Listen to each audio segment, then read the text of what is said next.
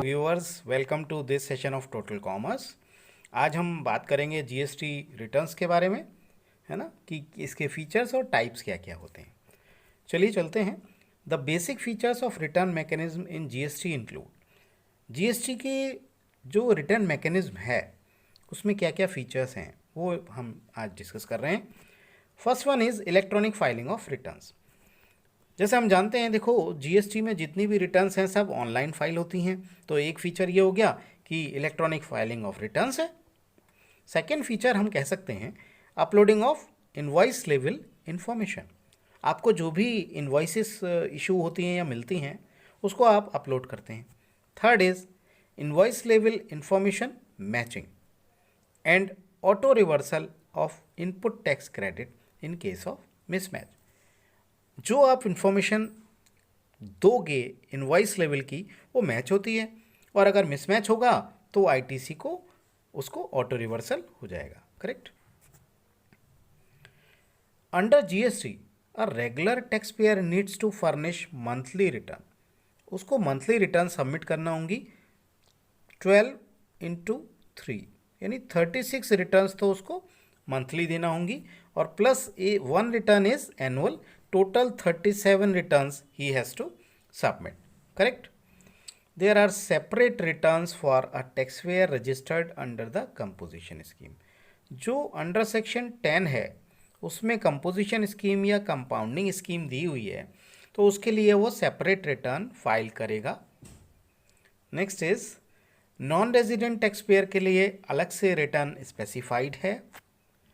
जो tax payer registered हैं as input service distributors के लिए, जिसको आईएसडी बोलेंगे, उनके लिए अलग रिटर्न है, और एक रिटर्न है a person liable to deduct and collect tax, उनके लिए वो अलग से रिटर्न दे रखी है।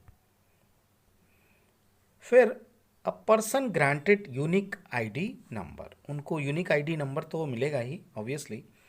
It is important to note that a taxpayer is not required to file all types of returns. ये जो हमने अभी ऊपर ये टैक्स पेयर्स डिस्कस किए, तो सबको तो ये सारे रिटर्न नहीं भरना है। हाँ, in fact tax payer are required to file returns depending on the activities they undertake. जो एक्टिविटीज़ वो कर रहे हैं करस्पॉन्डिंग रिटर्न्स को वो फिलअप करेंगे। ओके। नेक्स्ट है all the returns are to be filed online. जैसा कि मैंने पहले बताया भी है आप लोगों को, returns can be filed using any of the following methods. आप इनमें से कोई भी मेथड फॉलो कर सकते हो। नंबर 1, जीएसटीएन पोर्टल पे आप जा सकते हो, जिसकी वेबसाइट है gst.gov.in।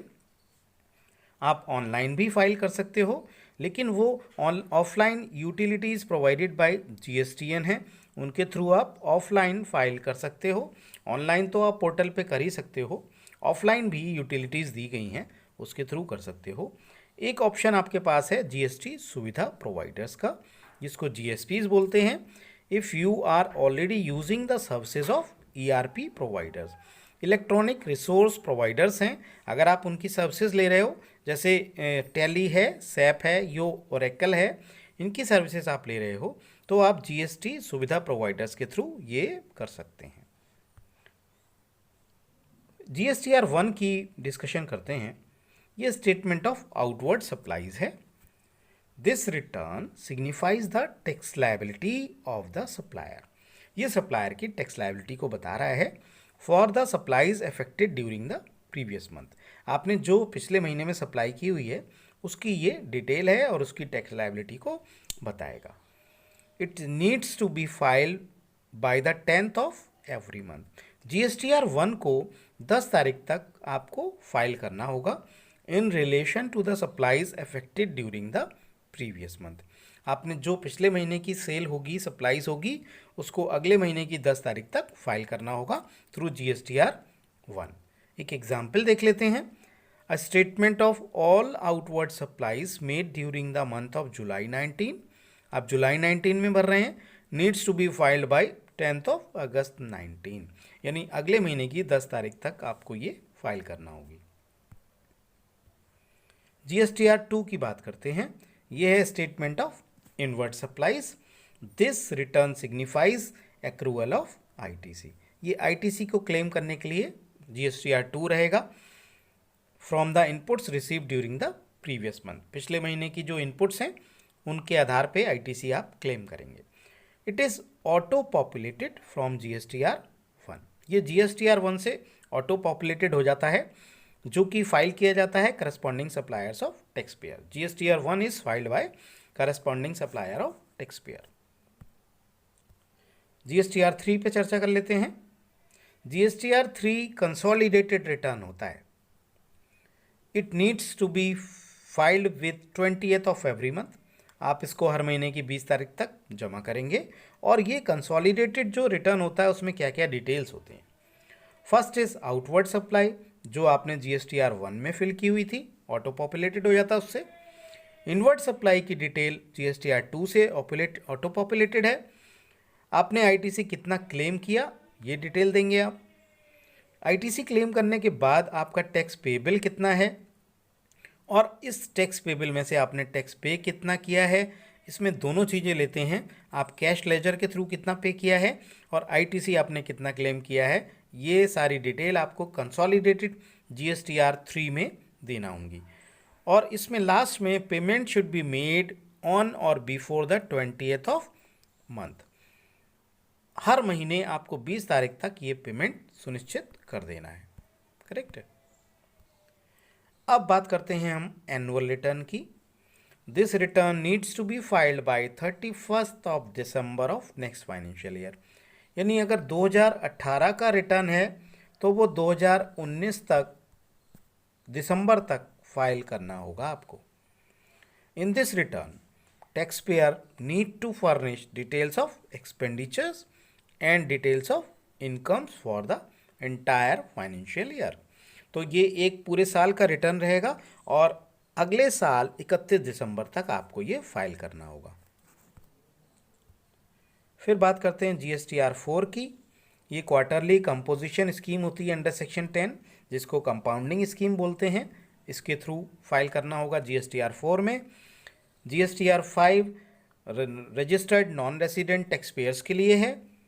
GSTR 6 input service distributors के लिए है। इसको मैं अलग अलग डिस्कस नहीं कर रहा हूँ।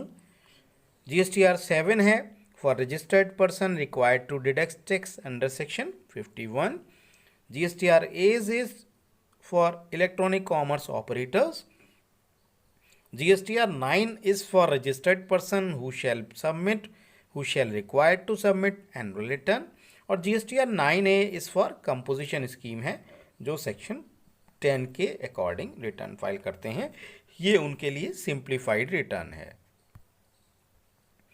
अब बात करते हैं penal provisions regarding to returns. आपकी रिटर्न्स में अगर डिले है तो कुछ पेनल्टीज इम्पोज की हुई हैं, उसके बारे में देखते हैं। Any registered person who fails to furnish form GSTR 1, या तो जीएसटीआर 1 आउटवर्ड सप्लाईज का नहीं देता, जीएसटीआर 2 आईटीसी का नहीं देता और जीएसटीआर 3 या फाइनल रिटर्न नहीं देता, within the due date he shall be liable to pay a late fees of 100 per day. उसको 100 रुपीज़ पर डे होगा और मैक्सिमम वो 5000 तक चार्ज किया जा सकता है। ये एक पेनल्टी उसमें एक्ट में दे रखी है।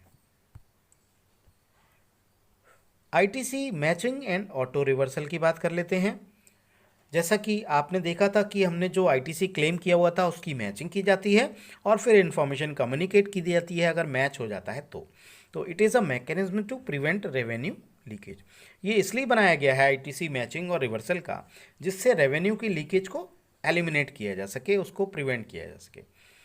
The process of ITC matching, ये जो प्रोसेस होगा आईटीसी की मैचिंग का, वो स्टार्ट होता है begin with the due date of filing the return.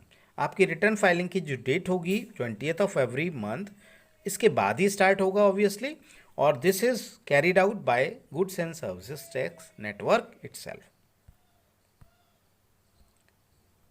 The details of every inward supply, जो इनवर्ड सप्लाई की डिटेल होगी फर्निश्ड बाय टैक्सेबल पर्सन, इस केस में वो रेसिपिएंट होगा, in form GSTR 2 shall be match, ये मैच की जाएगी corresponding details of outward supplies furnished bye the supplier in his valid return.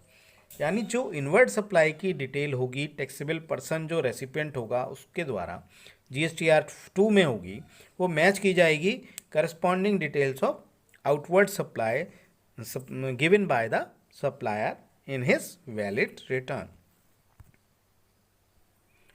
और return may be considered to be a valid, अभी हमने बात की थी वैलिड रिटर्न होना चाहिए, तो वैलिड कब होगी?